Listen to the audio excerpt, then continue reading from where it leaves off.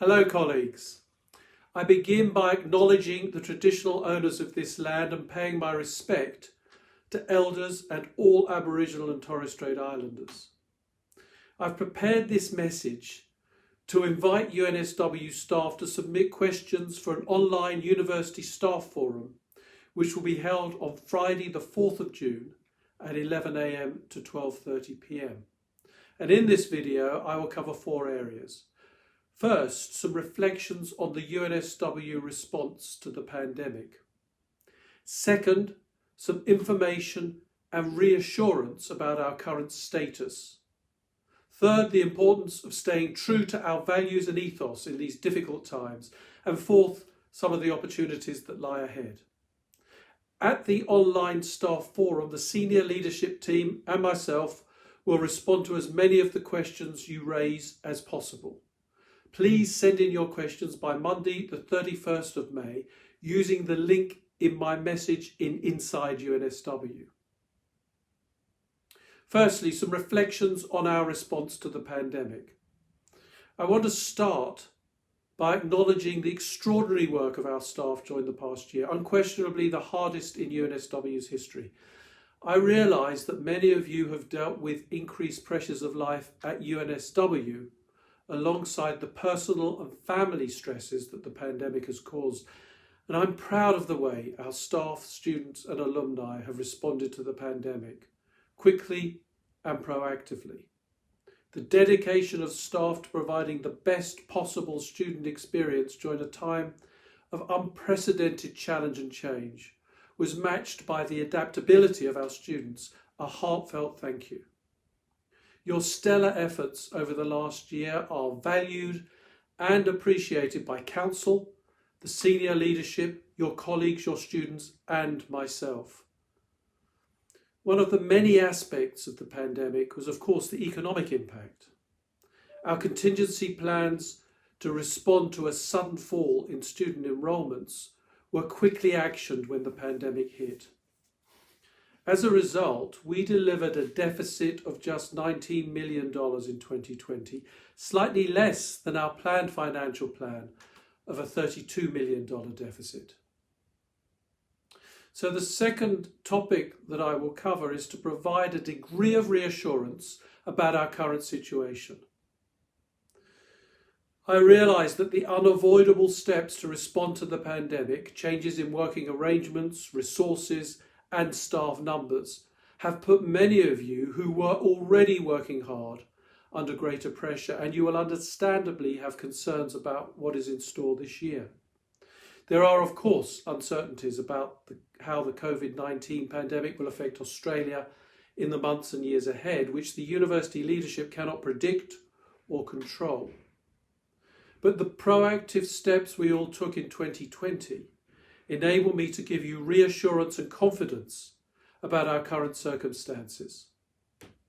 The painful but essential steps to reduce staff numbers at the end of 2020, along with ongoing reductions in non-staff spending, have ensured financial stability for 2021. That confidence is reinforced by our student enrolments in Term 1, which exceeded our load plan, and numbers for Term 2 also look positive. It's clear that our students want to continue their education at UNSW despite the challenges. Most of our students who are overseas and cannot travel to Sydney are staying with us online, and we have strong local commencements. For example, demand for arts, design and architecture, which we may have expected to fall because of the increase in fees, is very strong.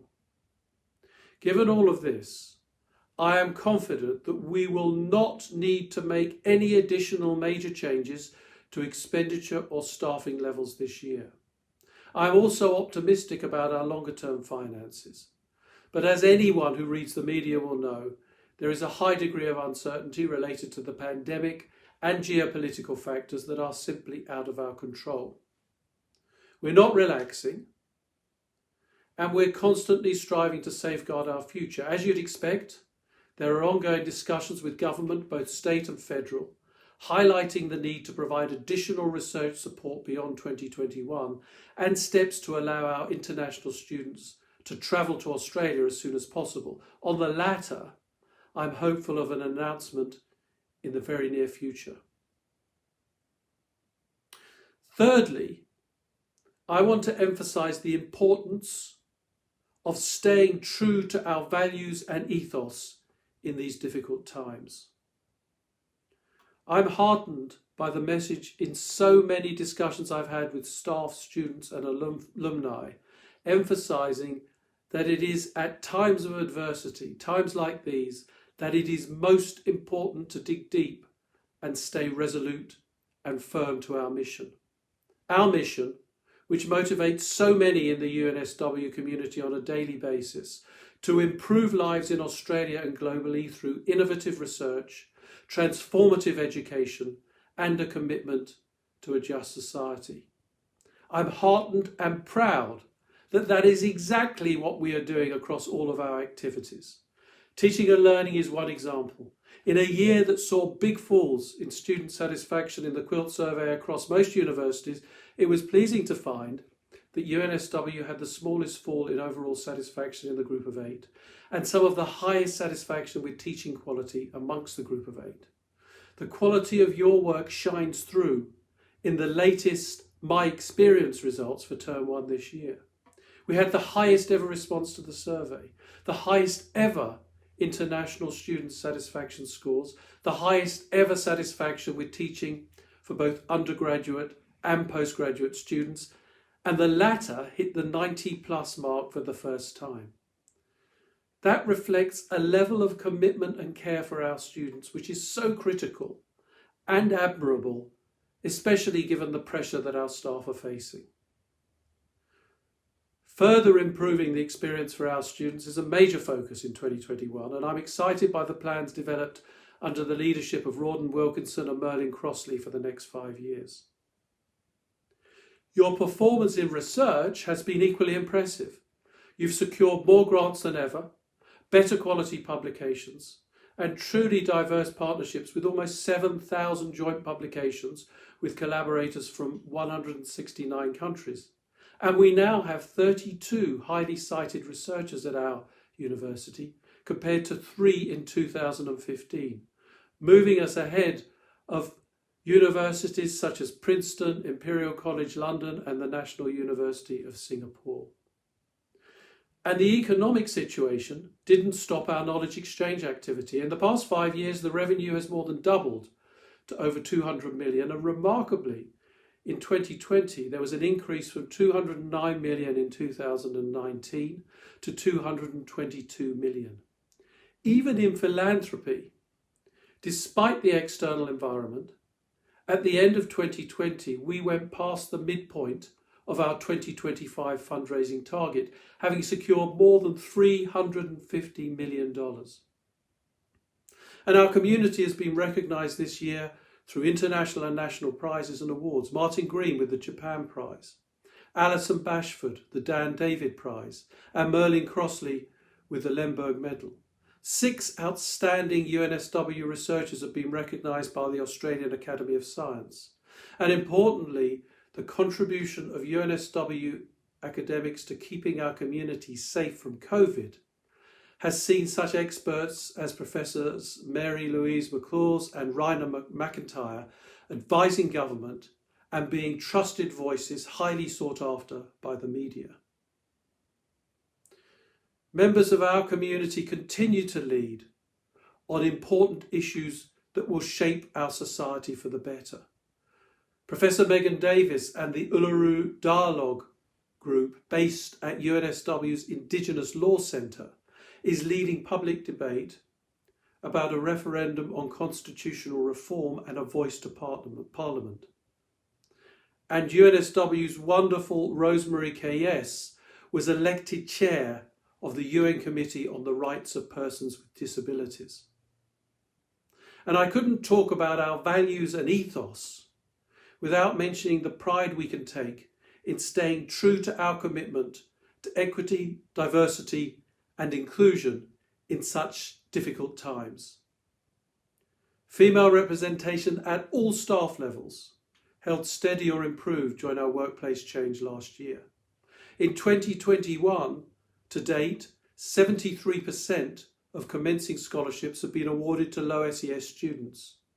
And there's been a wonderful response to the Be a Better Human initiative to help strengthen a respectful and inclusive culture.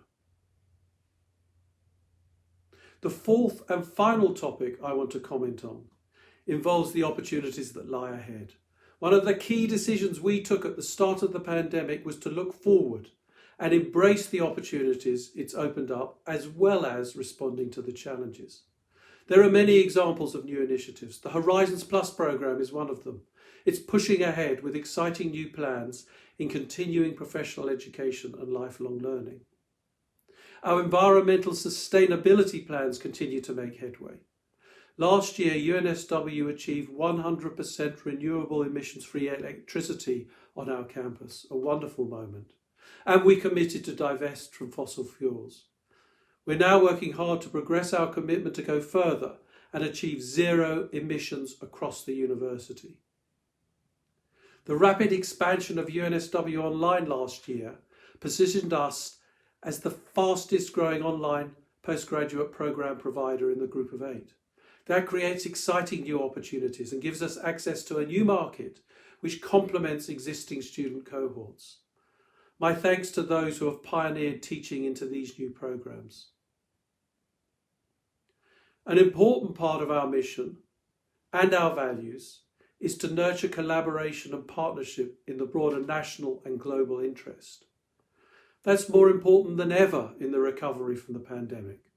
Our major alliances, including Sphere, the New Alliance, the Plus Alliance, and most recently, the International University Climate Alliance, which we lead, now involve 60 universities across 25 countries.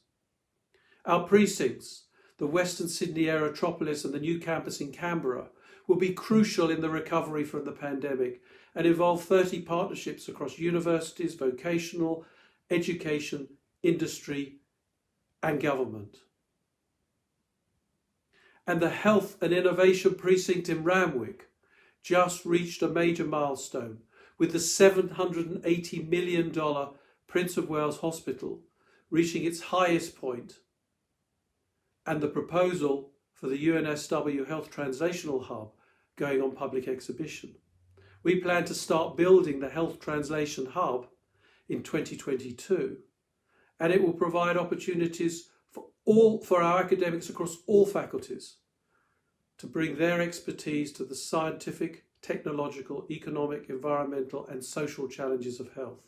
An incredibly exciting prospect. We also have the important opportunity to establish new flexible working policies. That will reflect the overwhelming support amongst our community for more flexible arrangements, and I encourage staff and students to take advantage of the new openness to virtual teaching and to remote working. These new ways of working and teaching also provide opportunities to rethink and shape the way we use our campus. Plans are progressing to advance our reputation as a centre of innovation and entrepreneurship, with more incubator spaces, co-located businesses, and staff and student spin-outs. And in teaching, I know that many staff are working hard to ensure their classes are as interactive as possible as they work to adapt to more and more blended and hybrid learning. All of these strands of our activity come together in our strong trajectory in the global university rankings. We all recognise that the rankings are imperfect in many, many ways, but they are nevertheless the best measure we have of our overall performance compared to other universities across the world. And the good news is that we're closing in on the bold ambition in our 2025 strategy of being among the top 50 universities in the world by 2025.